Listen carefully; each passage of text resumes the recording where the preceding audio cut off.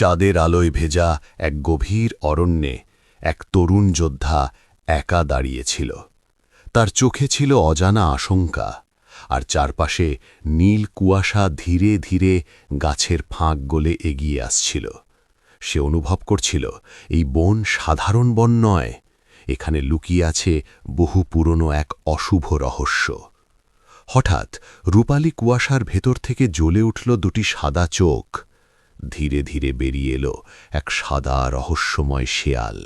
তার লোমে চাঁদের আলো ঝিকমিক করছে, আর চারপাশে ভাসছে জাদুকণা। তরুণ যোদ্ধা বুঝল এই প্রাণী কোনো সাধারণ বনের বাসিন্দা নয়, এ যেন এই অরণ্যের আত্মা। কিন্তু সে শান্ত মুহূর্ত বেশিক্ষণ টিকল না। দূরে পাহাড়ের ধ্বংসপ্রাপ্ত মন্দিরের দিক থেকে ভেসে এলো পাথর ভাঙার শব্দ। মন্দিরের ভাঙা স্তম্ভ জড়িয়ে ধীরে ধীরে উঠে দাঁড়ালো এক বিশাল অজগর। তার সবুজ জ্বলন্ত চোখ রাতের অন্ধকার চিরে তাকিয়ে রইল যোদ্ধার দিকে। আকাশে জমল নীল কালো ঝড়ের মেঘ। বাতাস ভারী হয়ে উঠল ভয়ের ছায়ায়।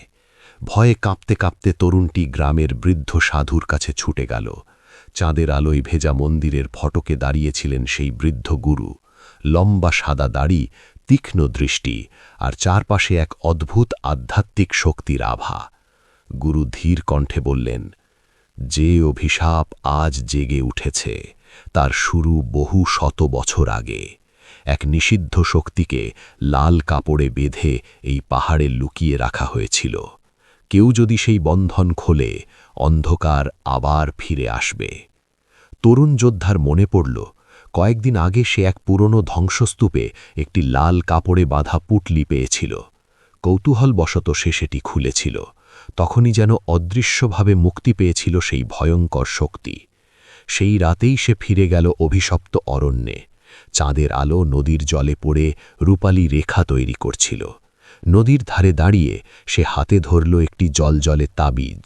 হঠাৎ নদীর ওপর ভেসে উঠল অদ্ভুত সব প্রতীক, আর তার সামনে আবার দেখা দিল সাদা শেয়ালটি। এইবার শেয়ালটি ধীরে ধীরে রূপ নিল এক অপার্থিব রূপসী নারীতে। রূপালী চুল, জ্যোৎস্নার মতো ত্বক, আর চোখে প্রাচীন রহস্য। সে শান্ত কণ্ঠে বলল, তোমার ভেতরেই আছে সেই শক্তি যা অন্ধকারকে থামাতে পারে, কিন্তু তার জন্য তোমাকে নিজের ভয় জয় করতে হবে। ঠিক তখনই চারপাশের বন কেঁপে উঠল। মাটির নিচ থেকে উঠে এলো বিশাল অজগর। তার ফনা আকাশ ছুঁয়েছে, চোখে আগুনের মতো সবুজ আলো। তরুণ যোদ্ধা পিছিয়ে পড়ল, কিন্তু এবার আর ভয় পেল না। সে তাবিজটি বুকের সামনে তুলতেই তার শরীর জুড়ে নীল আলো ছড়িয়ে পড়ল। যেন বহুদিন ঘুমিয়ে থাকা এক প্রাচীন শক্তি জেগে উঠল তার ভেতরে। বাতাসে ঘুরতে লাগল জাদুর প্রতীক, আর গুরু দূর থেকে মন্ত্র উচ্চারণ করে তাকে রক্ষা করলেন। অবশেষে শুরু হলো ভয়ঙ্কর লড়াই। একদিকে অন্ধকারের প্রতীক সেই অজগর, আরেকদিকে আলো আর সাহস নিয়ে দাঁড়িয়ে তরুণ যোদ্ধা। পাশে দাঁড়িয়ে সাদা শেয়াল আত্মা, যেন নীরব শক্তির প্রতীক।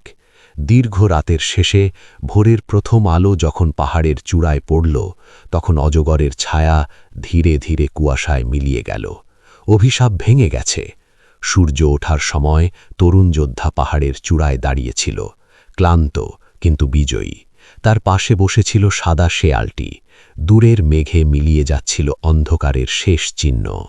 সেই রাতের পর থেকে গ্রামের মানুষ তাকে শুধু যোদ্ধা নয়, অরণ্যের রক্ষক বলে ডাকতে শুরু করল।